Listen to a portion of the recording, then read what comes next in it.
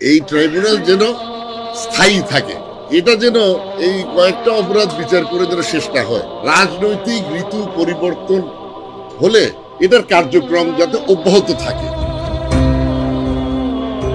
মহামান্য আদালত এই ট্রাইব্যুনাল যেন চালু থাকে, এই বিচারের পরে যেন আবার বন্ধ হয়ে না যায়। এখানে একদিন শেখ হাসিনার বিচার হবে। রাগ, অভিমান কিংবা মশকরার ছলে যে কারণেই হোক 2013 সালে ট্রাইব্যুনালে বিচার কাজ চলাকালে আত্মপক্ষ সমর্থন করে এমন মন্তব্য করেছিলেন বিএনপির প্রভাবশালী নেতা সালাউদ্দিন কাদের চৌধুরী।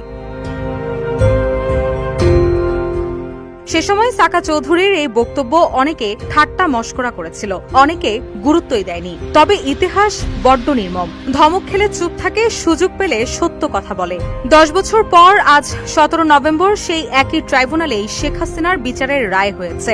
রায়ে শেখ হাসিনাকে মৃত্যুদণ্ড আদেশ দেওয়ার পর সামাজিক যোগাযোগ মাধ্যমে সালাউদ্দিন কাদের চৌধুরীর এমন মন্তব্যের ভিডিওটি মুহূর্তেই ছড়িয়ে পড়ে। ঠিক 10 বছর আগে এই নভেম্বর মাসেই মানবতা বিরোধী অপরাধে মৃত্যুদণ্ড কার্যকর হয় সাকা চৌধুরীর। দীর্ঘ বিচারিক প্রক্রিয়ার শেষে তৎকালীন আওয়ামী লীগ সরকার তার ফাঁসি কার্যকর করে। যদিও আন্তর্জাতিক অপরাধ ট্রাইব্যুনালে তার বিচার প্রক্রিয়া নিয়ে তখনই প্রশ্ন উঠেছিল। সাকা চৌধুরী নিজেও ট্রাইব্যুনালে নির্দোষ দাবি করে বক্তব্য দেন। সাবেক 6 বারের এই সংসদ সদস্যের সেই বক্তব্য নতুন করে ভাইরাল হয়েছে সামাজিক যোগাযোগ মাধ্যমে।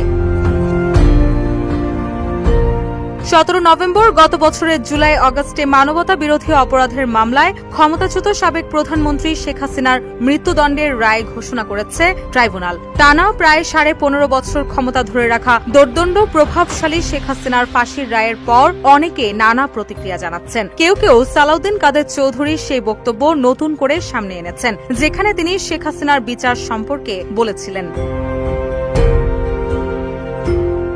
ভিডিওতে সাকা চৌধুরীকে বলতে দেখা যায়, এই আন্তর্জাতিক অপরাধ ট্রাইব্যুনাল যেন চালু থাকে, একদিন এখানে শেখ হাসিনারও বিচার হবে। 6 বারের সংসদ সদস্য সাকা চৌধুরী ছিলেন বিএনপির সর্বোচ্চ নীতি নির্ধারণী ফোরাম জাতীয় স্থায়ী কমিটির সদস্য।